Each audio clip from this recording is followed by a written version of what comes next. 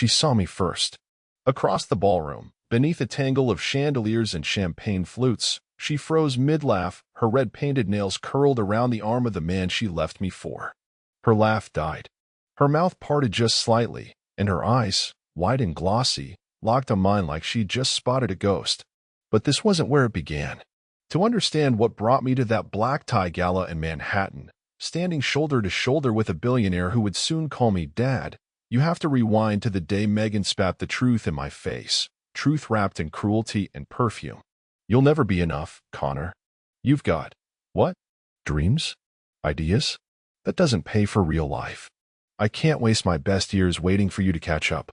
She said that 2 days before our anniversary. 10 years. She didn't even flinch.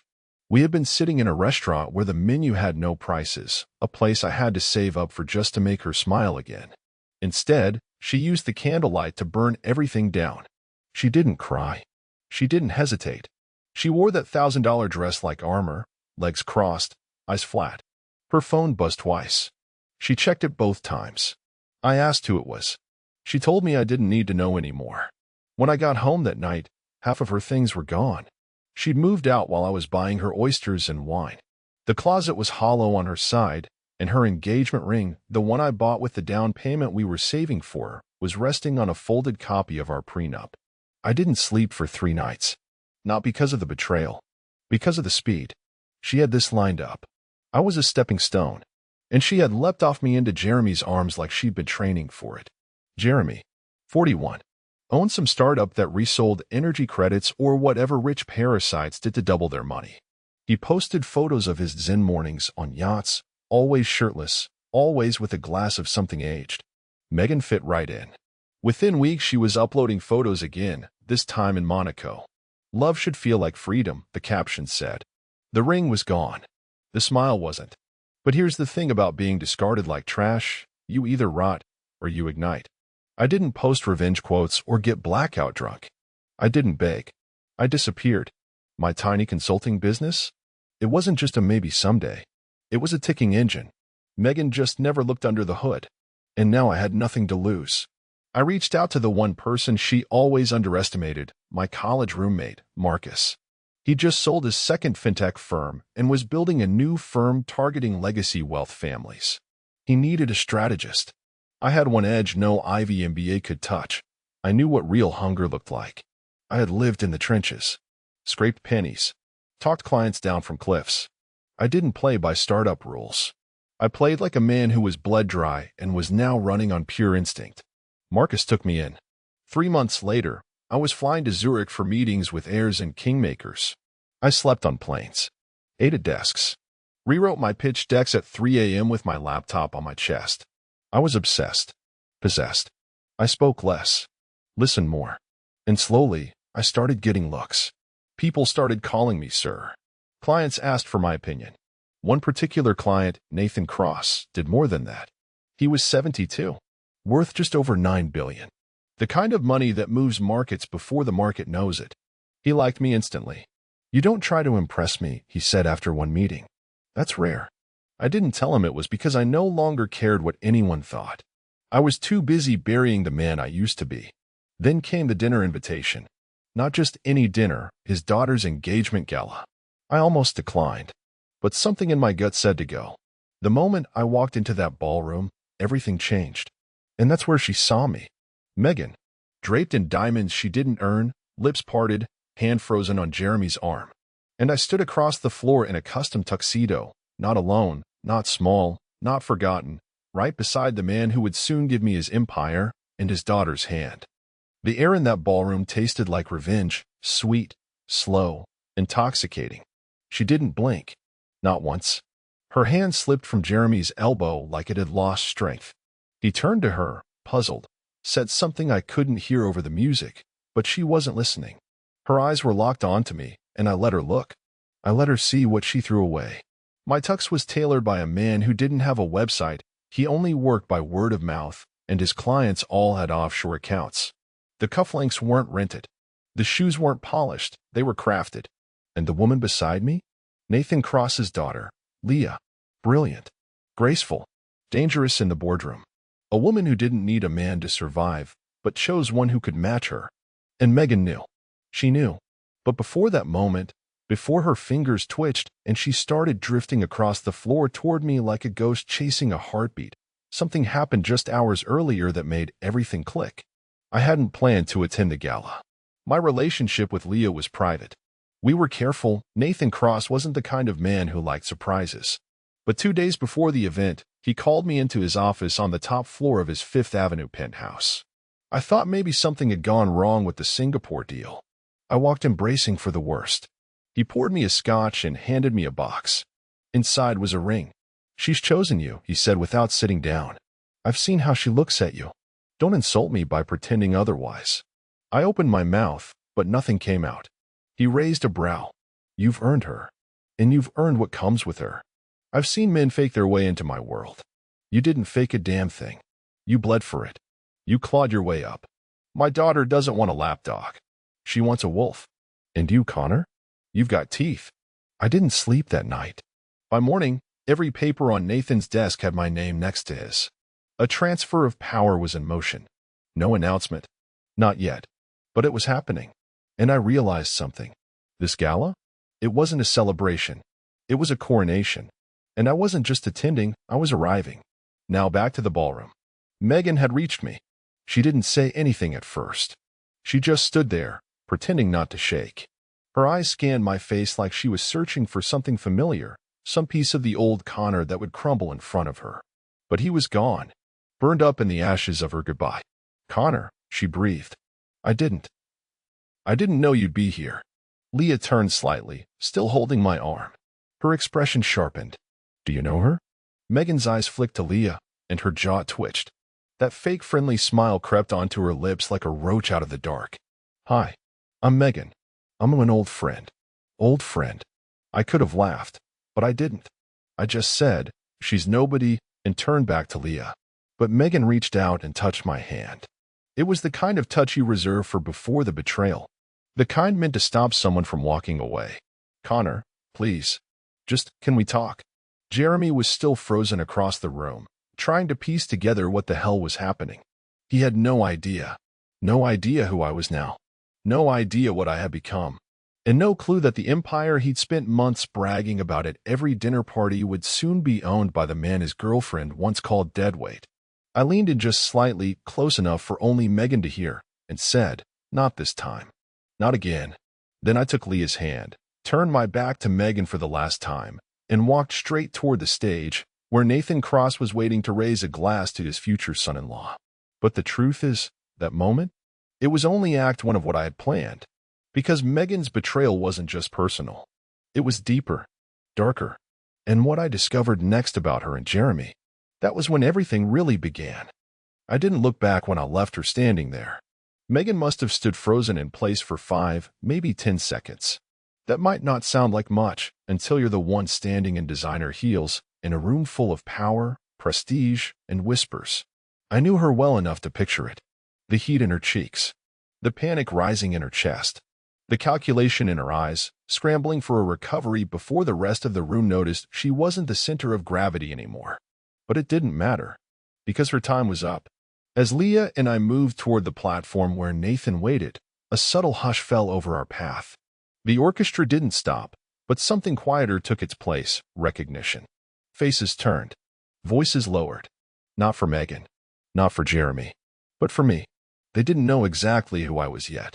But they could smell it. Power leaves a scent. Nathan met me at the top of the marble steps and clapped a heavy hand on my shoulder. "Timing's good," he murmured with a half-smile. "There are people in this room who'll go home tonight and Google your name for the first time. By tomorrow, they'll all pretend they always knew you." He was right. That night changed everything. But what I didn't know was that Megan had already begun unraveling behind me. She didn't go back to Jeremy's side. She didn't sip her drink and recover. She followed me with her eyes the rest of the evening like a moth twitching toward a flame it once abandoned. Later that night, as Leah mingled with clients and Nathan shook hands with diplomats, I slipped away into the hallway. I needed air. I needed 2 minutes where my thoughts weren't thundering in sync with violin strings and the buzz of elite hypocrisy. I walked past a row of velvet-curtained windows and ducked into a dark side chamber, the old library. No music. Just silence and shelves and a decanter of whiskey sitting like a forgotten relic on a mahogany cart. I didn't even hear her heels. Connor. Her voice. Low. Intentional. I didn't turn around. You looked good tonight. Silence. I didn't know about any of this. About you. I cut her off with a short breath.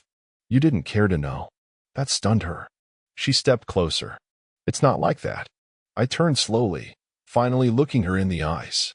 And for the first time since she left, I saw it. Fear. Not fear of me. No. Fear of what she gave up. Fear of missing the train. Fear that maybe she'd miscalculated badly. She took another step forward. Jeremy's not who I thought he was. Things aren't perfect. He's been cold lately. Distant. He doesn't respect me the way you did. I think maybe I made a mistake. I stared at her, blinking once. Then I walked to the decanter, poured a glass, and said nothing. Just handed it to her. She took it, unsure, and finally asked the question I knew was burning through her like acid. Are you really with her? With Leah Cross. I looked her dead in the eyes. Yes. She swallowed hard. You love her? I don't lie to women anymore, Megan. And there it was. Her mask cracked. She turned toward the window, swirling the whiskey, pretending she was anywhere else. You always wanted more, she whispered. I just couldn't see it. No, I said. You refused to. That's when she hit back, because that's what Megan does when the mirror shows her something ugly. You weren't this man when I left, Connor. Don't act like I left this. You were lost. Aimless. You were still trying. Maybe I didn't want to wait until I was 50 to have a real life. I stepped closer, quiet but firm. You didn't want a partner. You wanted a finish line. And when I didn't get you there fast enough, you switched horses. Her voice broke then. Just barely. I didn't know how fast you'd run after I left. You never looked back to check. She laughed once sharp, bitter. So this is about revenge. No. This is about gravity. I leaned in so she could hear the final blow. Because you're not the center of mine anymore. She didn't follow me when I walked out of that room. But that should have been the end, right? Curtain closed. She got what she deserved. Wrong. Because the next morning, I woke to 7 missed calls. From Jeremy. And that's when I realized something was off. Something big. And I had no idea just how deep the route went. Jeremy left 7 voicemails. Each one more frantic than the last. The first started calm, fake calm. Hey man, I think we should talk. About Megan. She's saying some things that don't make sense. By the 4th, he dropped the cool act. Connor, I don't know what you did, but she's spiraling. She's saying she never stopped loving you, that she regrets everything. I need to understand what the hell is going on. But it was the 7th message that stopped me cold. I saw the articles, man. Cross Capital? You're working with Nathan Cross? That can't be right. That's gotta be fake. You're just a consultant. She told me you were broke. She said you were a loser. He paused. A beat of silence. Then came the line that turned something in my gut. She lied to both of us. That was the moment I stopped pouring my coffee. Because until that morning, I thought Megan had just left me for a richer man. Simple. Shallow. Selfish. But simple. Turns out, it was worse.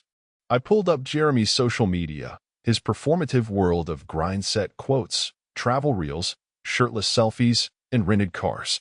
Megan was in nearly every photo, always clinging to him like a trophy on a shelf. But the last 3 posts? She wasn't there. And the captions, those empty flexes he used to brag about his wins? They had turned bitter, defensive, panicked. One in particular made my blood go cold. Real ones know the snakes don't just crawl. Sometimes they smile. Lesson learned. Never trust a woman who runs back to the past. The timestamp? Posted 4 hours after the gala. I put the phone down and stared out over the skyline.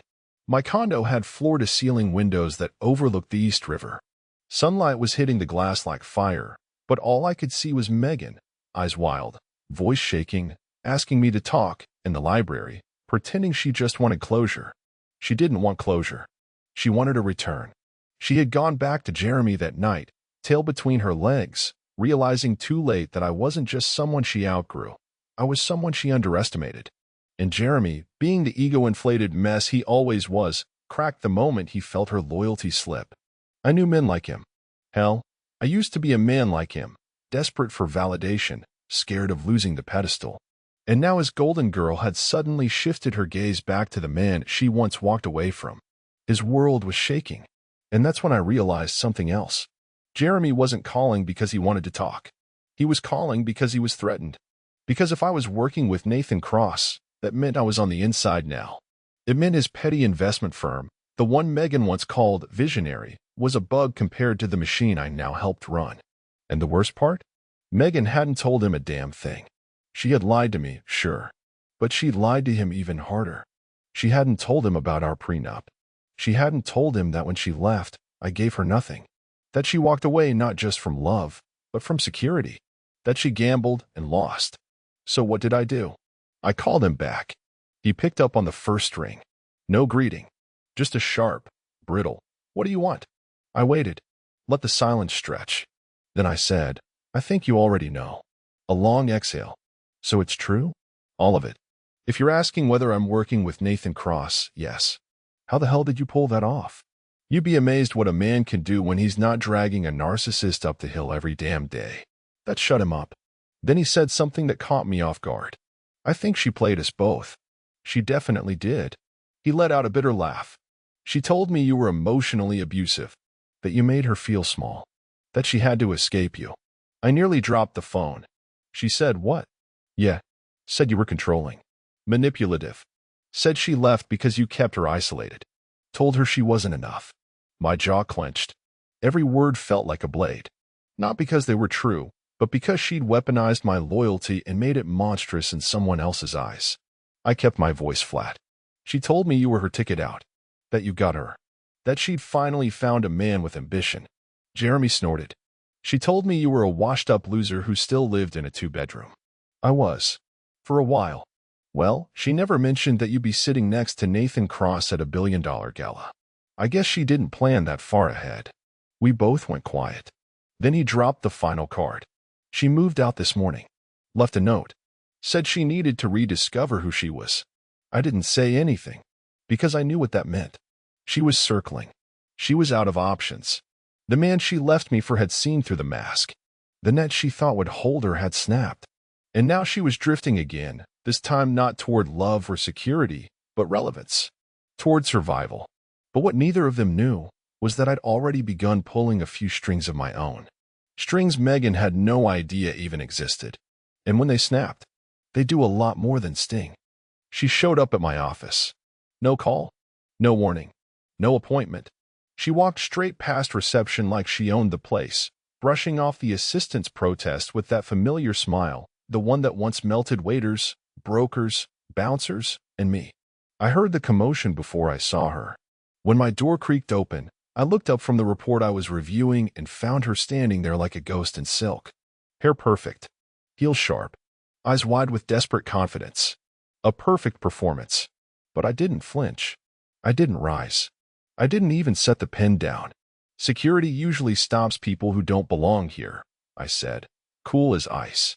She stepped inside, shutting the door behind her slowly. "Connor, please." 5 minutes. 5 months ago, that voice might have cracked me open. Not anymore. "You've got two," I said. "And they started when you walked in." She hesitated, caught off guard by my coldness. She wasn't used to it, especially not from me. But she gathered herself quickly, striding over and taking the seat across from me like she was still the wife of a man who adored her. "You're not even going to ask why I'm here?" I leaned back. "You're here because the yacht dried up. Because Jeremy's not who he pretended to be, and you thought I might be stupid enough to open the door you slammed shut. That got her." "I made a mistake," she said, voice low, trembling with the precision of someone who's rehearsed it in the mirror. "I wasn't in a good place. I got scared. You were changing so fast, and I felt like I was standing still. I thought Jeremy could give you the life you didn't want to earn." Her lips parted, then closed. I could see the tears beginning to form, but I learned by now not every tear is real. "I know I hurt you, Connor. I know I shattered something. But people make mistakes." "You didn't make a mistake," I said calmly. "You made a choice. A calculated one. And now you're here because your calculation was off." She blinked, stunned. "I didn't stop. You didn't just walk away. You made sure to torch the bridge behind you. You lied about me to him. You poisoned people who used to be our friends. You made sure I'd have nothing left but ashes." Her voice cracked. I was angry. I thought you'd forgotten about me. About us. I narrowed my eyes. You thought I'd become something. And I did. Just not for you. Silence. Then, softly, "Is it serious with her?" "With Leah." I stared at her, watching her squirm under the weight of the silence. Then I stood. She flinched, just slightly. I walked to the window, looked out over Midtown. And then I said it. "I asked her to marry me last night." A beat of silence. She let out a sound, part gasp, part sob. "But you've only been dating for 7 months. You and I were engaged after 6. That was different." "Exactly." She stood now too, panic rising in her voice. "Connor, you can't seriously be doing this to hurt me." I turned, slowly. "This has nothing to do with you, Megan. You're not part of my orbit anymore." But then, she did something I didn't expect. She pulled out her phone. "I didn't come here just to talk," she said. "There's something you should know." She tapped the screen. My stomach tightened for the first time in weeks. Because the way she said it, it wasn't a bluff. It wasn't a trap. She handed the phone across the desk. And I saw it. A video. Less than 20 seconds. Low resolution. But what I heard, I shouldn't have said anything to him, Jeremy's voice, nervous and angry. "He's dangerous. You said he didn't matter. You said." The video cut. "Where did you get this?" Her eyes were glassy now. "He recorded it without my knowledge. I found it last night in a backup folder on his old tablet. He was talking to someone, I don't know who. But he's been hiding things. About your company. About Cross. I think, Connor, I think he was trying to sell something." I felt it. That cold flicker in the spine that comes right before a storm. I reached for the phone again. Replayed it. Slower this time. Listened to the noise in the background. Filtered the tremor in Jeremy's voice. It was real. And worse, Jeremy hadn't just been chasing his ego. He'd been digging. Snooping into Cross Capital's internal documents. Maybe for leverage. Maybe for blackmail. Maybe to sell to a competitor.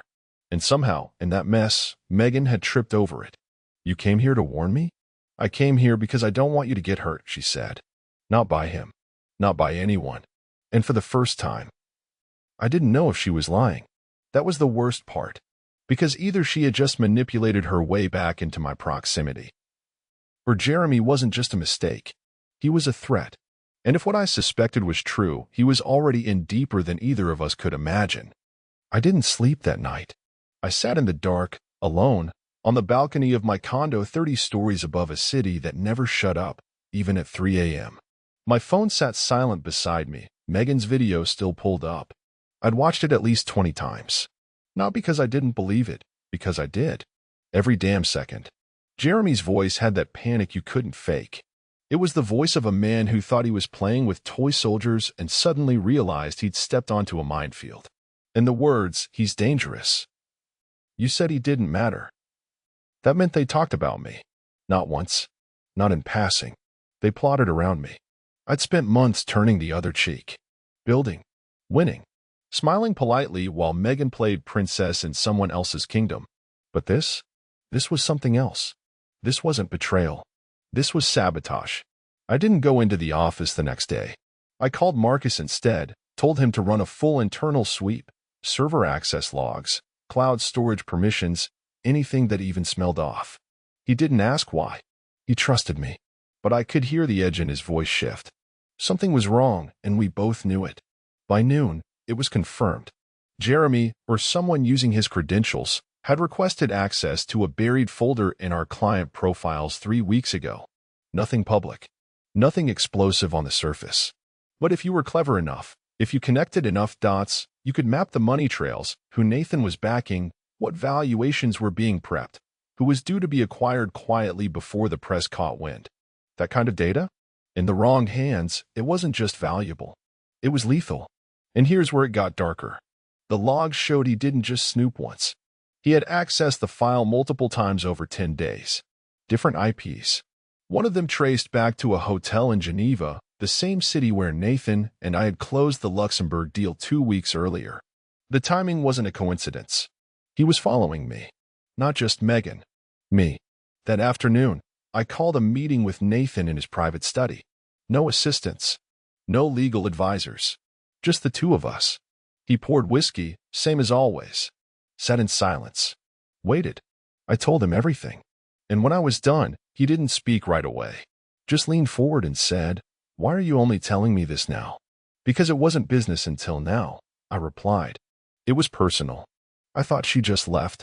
I thought he was just another idiot with too much crypto and not enough sense. And now I think he's a rat who's about to burn your legacy down to fund his next ego trip." Nathan stood slowly, walked to the fireplace, hands behind his back, the way old men do when they're boiling but don't want to show it.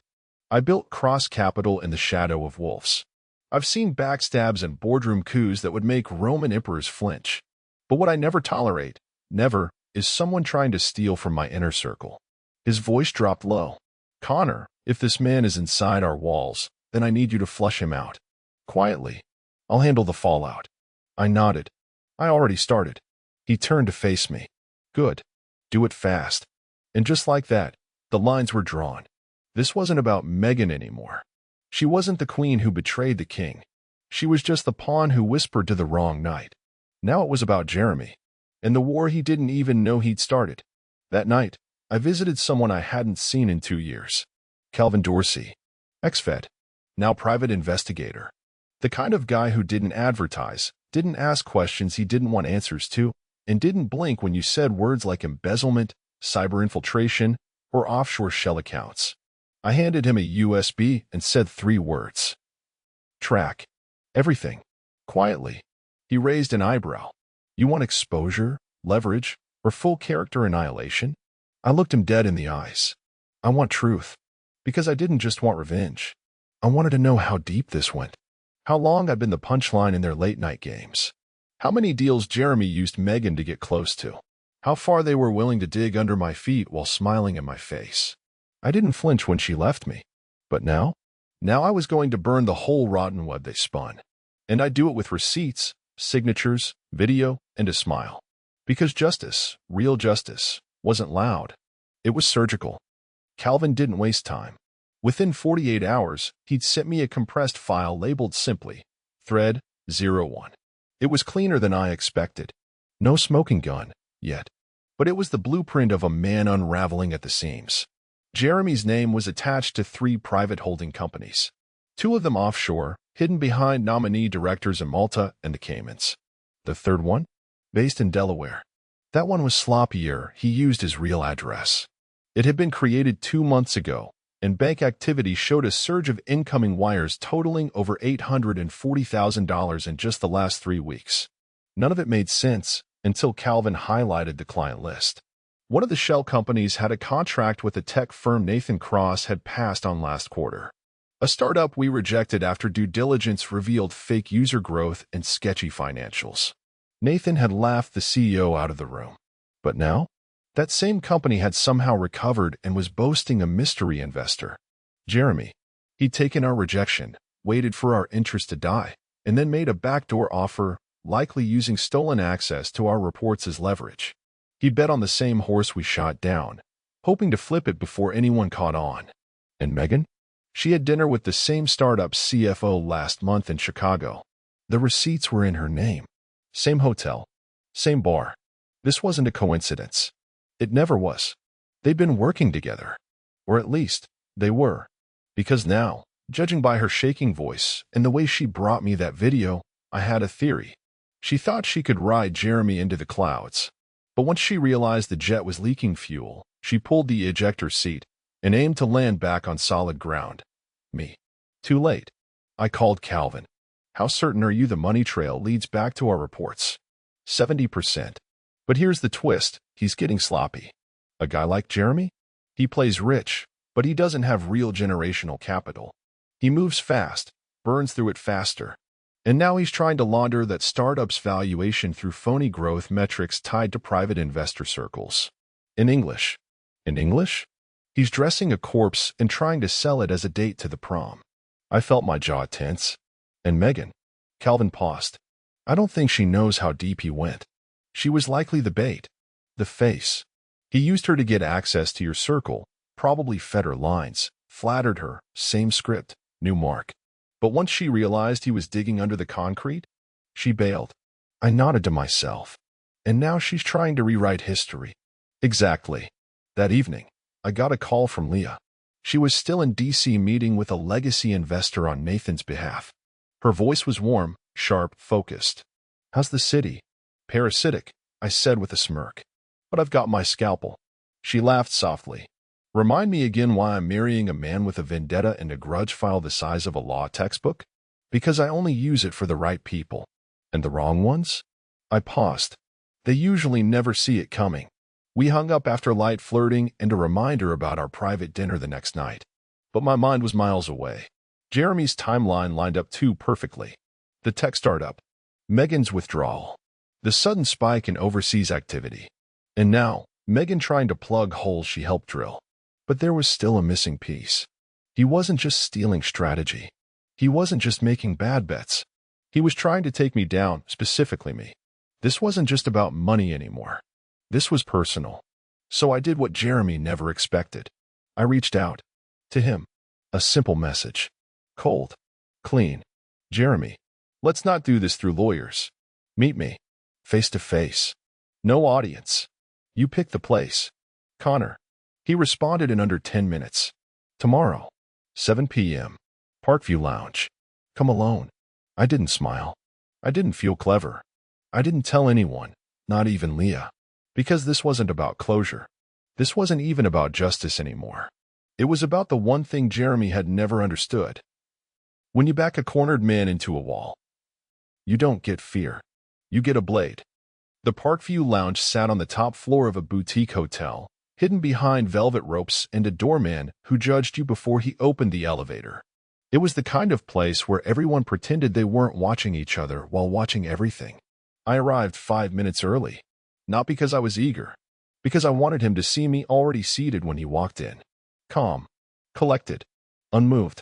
Jeremy showed up exactly on time, like a man still pretending he had control over the clock. He wore a navy jacket with gold buttons, collar popped like he was walking off a yacht. But his eyes? They betrayed him. Red-rimmed, flickering, searching for a fight or a rope to grab. He spotted me in the corner booth and hesitated, then crossed the floor. Didn't shake my hand. Just slid into the leather seat across from me and tapped twice on the table like it was his office. So he said, you wanted a conversation. I wanted a last chance to let you walk away before you drown. He scoffed. That's cute. I'm not here to threaten you, Jeremy. I'm here to offer you a decision. He tilted his head, curious. Still smug. But I could see it cracking already. Behind his smirk was a man who'd been checking his bank app hourly and watching his supposed empire begin to sweat. I know what you did, I continued, my voice low but sharp. I know about the Delaware LLC. I know about the wires. I know about your meeting in Geneva and what you accessed while you were there. His eyes narrowed. You've got nothing that ties it to me. You're wrong, I said calmly. I've got everything. He looked like he was about to speak, but I slid a small flash drive across the table. Didn't say a word. Just let it sit there. The silver caught the bar light like a scalpel. What is this? He asked. Insurance. Yours, if you're smart. Mine, if you're stupid. He leaned forward. Connor, you think you're in control of this? You think just because Cross likes you, you can run around playing white knight. I'm not the knight, I said. I'm the architect. And you've been living in a house I built without realizing the walls were glass. The tension was building now. He shifted in his seat, glancing around. You don't want to go to war with me. You think Nathan will protect you when this gets public? You think Leah will? I didn't blink. Leah already knows. So does Nathan. That was a lie. But the panic that flared in his eyes told me it landed. He leaned back, suddenly unsure. You don't have proof I did anything criminal. I don't need proof, I said, voice tightening. I just need a pattern. I hand that flash drive to the SEC, and it won't matter if you intended to commit fraud or just got sloppy. They'll bury you in discovery. Your accounts will freeze. Your startup valuation will drop to zero. And everyone you thought was backing you will walk. Jeremy was breathing harder now, trying to keep his face still, but failing. And Megan, I said softly, she'll vanish again. Because she never loved you. She loved the idea of someone winning. He slammed his palm on the table. People turned. He noticed too late. I didn't flinch. Don't talk to me about her. Then stop letting her write your story. I stood slowly, buttoning my coat. You have one option now, I continued. Sell everything. Return what you can. Get ahead of this before it breaks. And disappear quietly. I won't come after you if you vanish first. He looked up at me, fury in his jaw, but fear in his eyes. What if I don't? I leaned down just slightly, my voice low and final. Then I'll make sure the only room you ever walk into again is the one where they read you your charges. I turned and walked out. Didn't look back. I didn't need to. Because in that moment, Jeremy finally understood something he'd never had the spine to grasp. This wasn't about business anymore. It wasn't even about betrayal. It was about reckoning. And has just started ticking. 2 days later, everything started collapsing, quietly, but catastrophically. It began with a single article on a niche financial blog no one outside our world cared about. Title: Suspicious Growth Claims Emerge Around RedTech's Sudden Recovery. Just 1,000 words. Anonymous sources. A throwaway line referencing potential misuse of private investor data. But for people who understood the language behind the lines, it was a hand grenade. By noon, 4 more outlets had picked it up. By sunset, the startup Jeremy had poured his stolen leverage into, RedTech, was being audited. No subpoenas yet. No handcuffs. Just whispers. And in the financial world, whispers kill faster than fire. The next morning, Calvin called me. I was in the Cross Capital boardroom when I picked up.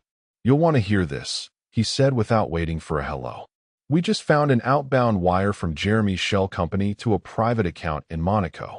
Guess whose name's on the transfer? I already knew. Megan, I said quietly. Yep. $40,000. Dated 2 days before she showed up at your office with that video. Same day she moved out of Jeremy's condo. My stomach didn't twist. My hands didn't shake. I just closed my eyes for a second and breathed. So that's what it was. The video. The shaky voice. I don't want you to get hurt. It wasn't guilt. It was payment. Jeremy had been buying time, trying to figure out if I had already connected the dots. And Megan had come to me as the messenger, hoping to earn her cut of the last favor she could squeeze out of either man. That was the final nail. Not in my story. In hers. Later that day, Marcus burst into my office. You see this? He tossed a phone onto my desk. The screen was open to a tweet from a VC firm I knew well. One of Jeremy's early backers. Publicly severing ties. They'd been tipped off. Quietly. Strategically. Their tone? We regret our association. By nightfall, Jeremy was trending on Reddit under #RevTechScam. No statement from him. No denial. Just silence. Which meant he'd seen the blade coming down and knew he couldn't stop it. That evening, I was due at the Cross residence for a formal family dinner. It was something Leah insisted on. Her father, her younger sister, a few close partners. Very old money. Very polished. I wasn't nervous. But I was preparing. I arrived in a tailored charcoal suit, no tie. Nathan met me at the front, his expression calm but alert. We've seen the news, he said before I even sat down. You handled it. I gave a small nod. Still ongoing. But the core damage is done. He motioned for me to walk with him through the garden. The air was crisp, late spring with a bite of wind. He spoke as we walked. I've known men like Jeremy. Fast mouths. Faster exits. But very few of them get what they deserve. He will, I said simply. Nathan stopped walking. Faced me. And what about the woman? I paused. He was testing me. She made her choice. I replied. She gets the consequences that come with it. He studied me, then smiled, small, approving. You're not the same man who first walked into my conference room 6 months ago. I hope not, I said. That man was still bleeding. He clapped a hand on my shoulder. Well, this one's about to inherit everything. The weight of that hit me harder than I expected. It was official. No more whispered plans. No more veiled signals. The empire was mine. That night, Leah pulled me into the study while guests poured their brandy and shared old war stories of mergers and politics. She closed the door, leaned against the bookshelves, and smiled. You look like you just buried a king. I stepped closer. I buried a lie. She tilted her head. What did it cost?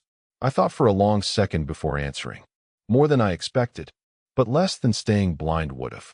She kissed me then, soft, deliberate. Not with passion, with certainty.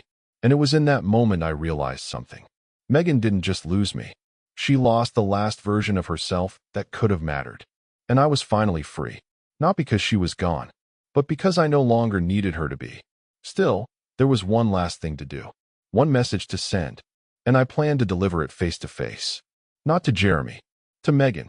Because this story didn't deserve a quiet ending. It needed a final scene. She agreed to meet. Of course she did. I sent one message, just one. No emotion. No warmth. Just clarity. Megan, we need to close the book properly. You deserve that much. 1 hour. Old cafe.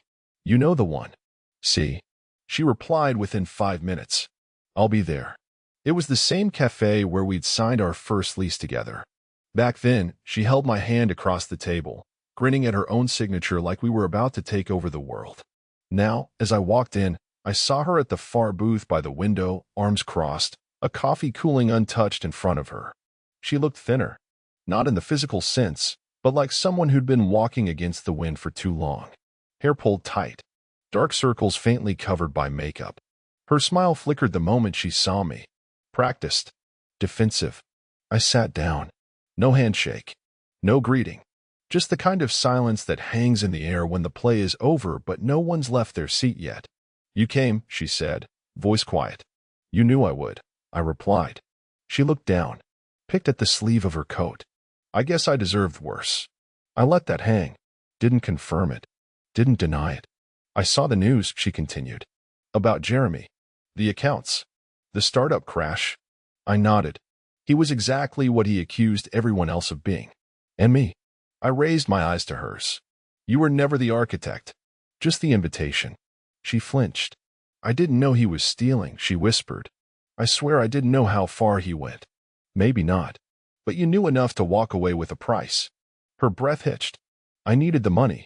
I needed a way out. No, I said. You needed someone else to save you again. And when Jeremy failed, you came looking for the only man who ever cleaned up your messes. She opened her mouth to respond, but nothing came out. Just air. Regret. And maybe the faintest trace of shame. You didn't come to warn me, I said. You came to buy back your place in a story that moved on without you. Silence. Finally, she asked, so what happens now? You going to destroy me too? I leaned back, folded my hands. No, Megan. I'm not going to destroy you. She blinked, confused. You're going to destroy yourself. I'm just no longer in the way. I slid an envelope across the table. No flash drive. No threats. Just a single printed sheet inside. She hesitated, then opened it. It was a check. $0. Memo. Final closure. She stared at it, then back at me. I don't understand. You will, I said, standing. One day. Maybe not now. Maybe not next year. But one day you'll understand that not everyone gets revenge. Some of us just get finished. I turned to leave. As I reached the door, she called after me. Connor. I paused. Looked back. She stood now too. Voice trembling. Was any of it real? I studied her face for the last time. The face I used to love. The woman I used to build futures around. And I said, yes. And that's why it hurt. Then I stepped into the street. Outside, the wind had changed. Cold but clean. Behind me, the past finally sat still. Not screaming. Not clawing. Just done. And ahead, a life she'd never see. With a woman she'd never become. And a future she'd never touch.